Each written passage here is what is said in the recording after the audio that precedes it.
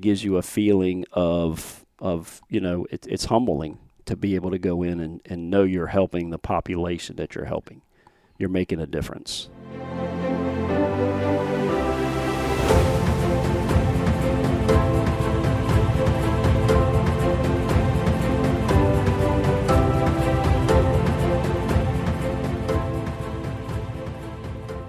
Today I'm here with Senior Master Sgt. Kenny Rentiers, one of our first sergeants here at the 165th, and you are kind of leading the infection control teams. Thank you so much for joining me here today. Thank you.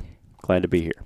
So can you tell me a little bit about your role in the coronavirus response? I have 5 infectious control teams, what we call ICTs, that are out in the field.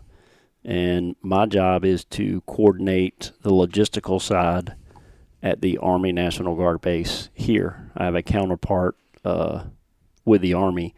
He's taking care of his 5 Army teams. I'm taking care of our 5 Air National Guard teams. So what does the response look like? These teams are going all over the state of Georgia, is that right? Yes, we have teams in Brunswick. We have teams in Statesboro. We have teams in Savannah. We go as far as Baxley, Douglas, Waycross. We have a team that's actually traveling to Waycross today, and they're going to spend 4 days in Waycross for a very large facility down there, and they have 3 other facilities in Waycross. So it's a pretty much 3.5 day job to complete all the facilities down there. Okay, so I'm going to backtrack a little bit. Can you kind of tell me a little bit about your Air National Guard career and what all you've been a part of so far? I started the Air National Guard as a firefighter. I was a civilian firefighter here on base and saw what the Guard did in the first drill weekend, so I decided to join the Guard side of the house. So I was a firefighter for the Guard Fire Department for 20 years, and I've got 32 years of firefighting experience. About 7 years ago, I decided to step away from the fire department and became a first sergeant. Okay. So I've been a first sergeant I was 6 years in aircraft maintenance, and in the last year I've been the wing, small wing and operations group first sergeant. Okay. And now what inspired you to join the Guard? Number one was it's just being a volunteer firefighter is just another way to serve, and hearing some of the people when I first joined, some of the experiences of whether it was deploying to different places, the missions like going to Gulfport after Hurricane Katrina, those type of missions really were instrumental in me deciding to join the Guard, because I always just saw it as a way of serving, and you get a paycheck, plus the technical training and the experience you get in the military crosses over to your civilian job. So my civilian job, I was able to promote and move forward in that career because of my military experience. So it was a win-win on both sides of the house. Was there anything in particular that drew you to firefighting? My dad was a volunteer firefighter. My brother was a volunteer firefighter. So and I actually have a son who is a firefighter. So it's kind of one of those things that I guess was bred in us. And my grandfather was a volunteer firefighter. That's awesome. Yeah. So it's just kind of in the fire service, we kind of call it a legacy. Okay. So when my son graduated rookie school, it was really cool for me to be able to pin his badge on, and my dad was a part of that too. So that made things really instrumental, and and like I say, my son, he's doing it now and really enjoying it. Okay. Now, when you look back, are there any experiences you're like, wow, that is the most memorable thing or most fulfilling thing I've ever done, either in your firefighting career or in the Air National Guard?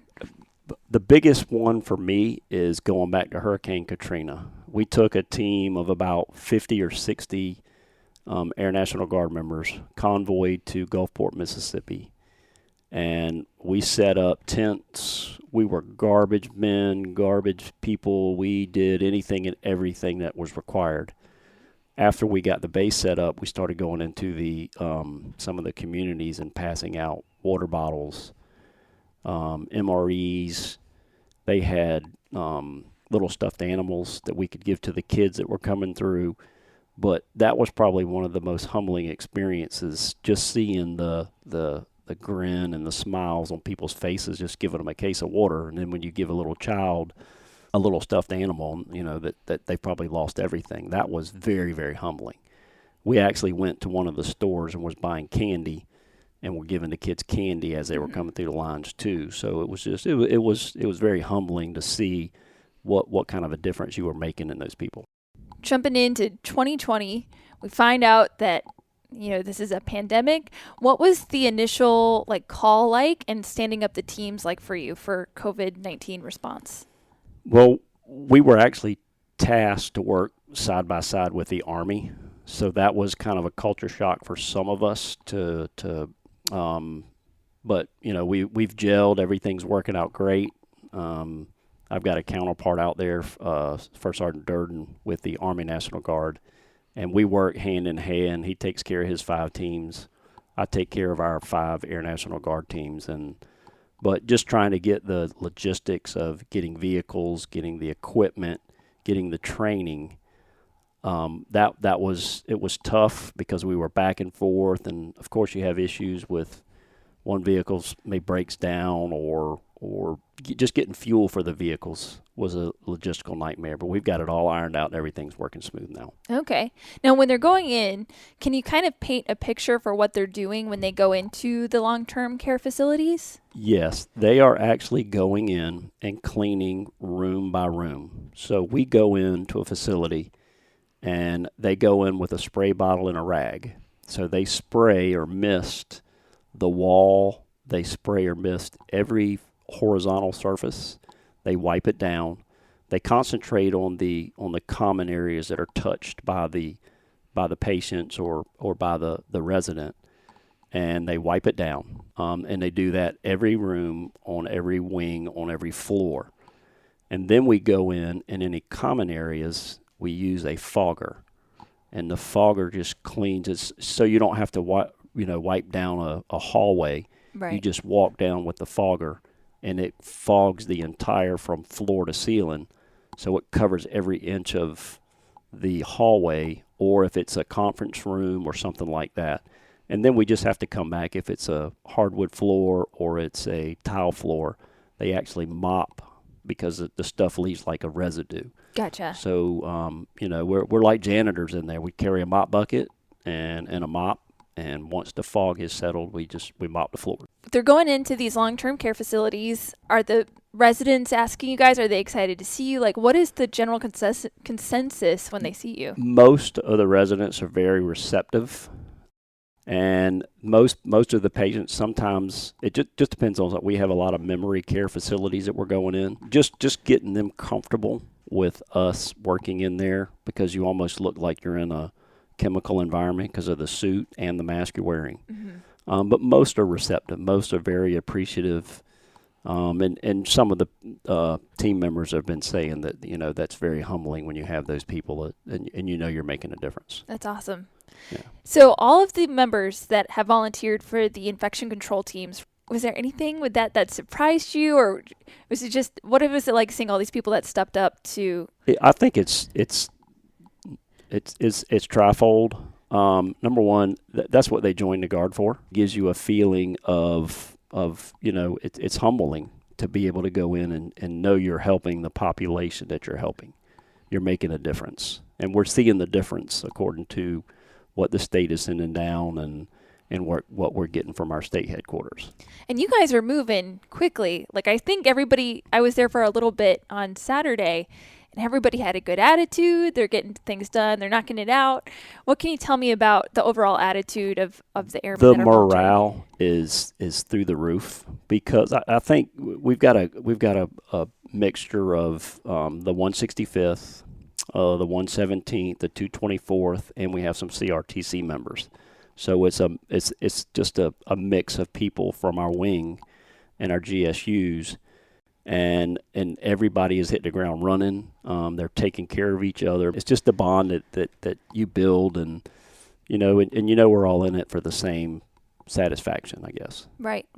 And we've got airmen that come from either all over the state or sometimes even in the country, and they all have different backgrounds. So just to kind of paint a picture for our audience, if you're not familiar with our wing, the 165th is here in Savannah, and then we have two geographically separated units, so the 117th and the 224th. So these airmen might not get to see each other face to face, and they might get to meet airmen that they've never met before while supporting our state. And can you tell me a little bit about the backgrounds of some of the folks that have volunteered? So I know we've got some finance, we've got personnel, we've got kind of everything out there. We have firefighters, we have security forces, we have personnelists. The 117th, I believe they're radar technicians. But I mean, it's a wide array of different AFSCs.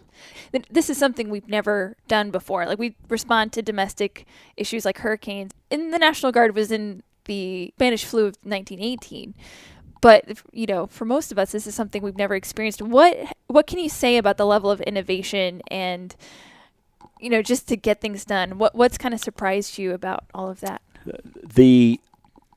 All the different teams stepping up and creating their own process. We were trained of a way to complete the facilities.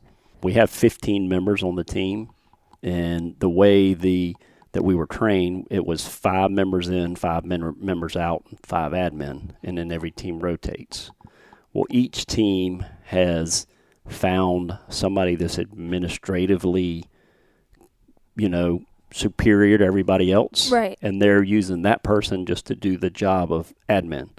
And then we have some teams that have broken the teams up into 6 and 6 and 3 admin. So they'll have 12 people inside working, which are getting twice the work.